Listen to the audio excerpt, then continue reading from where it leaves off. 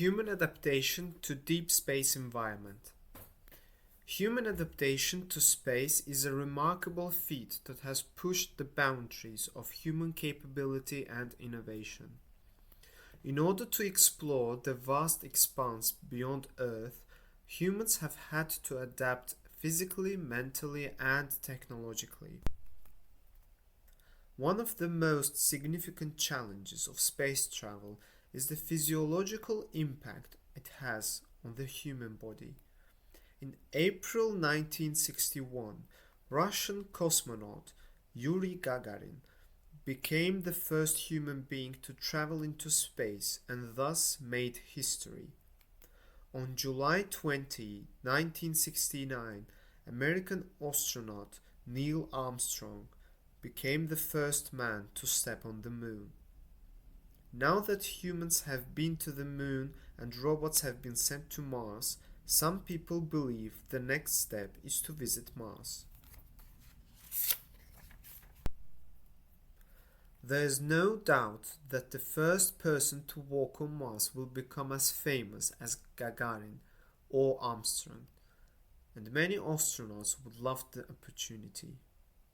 But what is space travel really like for the people involved in these missions? Many astronauts suffer physical problems on these missions, even if they are in space for just a few months. Some of these problems are short-lived, others may be long-lasting. More than 2/3 of all astronauts suffer from motion sickness while traveling in space. In an environment without gravity, the body cannot tell up from down. The body's internal balance system sends confusing signals to the brain, which can result in nausea lasting as long as a few days. The amount of blood and other fluids in the body also ends up being distributed differently after an extended period of time in this environment.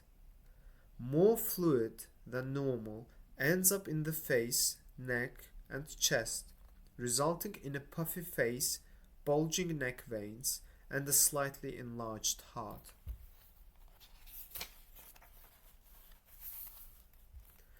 For the duration of their mission, astronauts experience conditions that affect their health.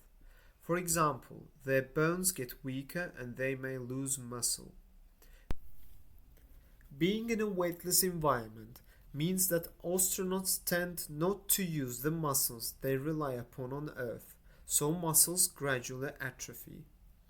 This, combined with the shift of fluid to the upper body and the resulting loss of essential minerals such as calcium, causes bones to weaken. As a result, many astronauts are unable to walk properly for a few days upon their return to Earth. In addition, they are exposed to radiation from the sun, which is more intense without the Earth's atmosphere to protect them. This increases their risk of cancer. In addition to physical difficulties, astronauts who travel for long periods may also suffer psychological stress. Space travel requires astronauts to be very focused, balanced people.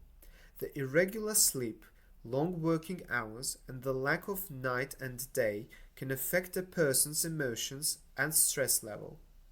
So, being able to control one's emotions is an extremely important characteristic for an astronaut.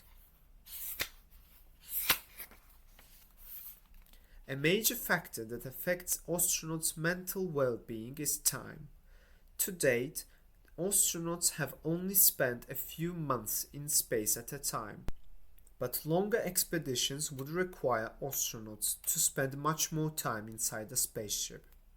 For example, a round-trip expedition to Mars could take about 3 years.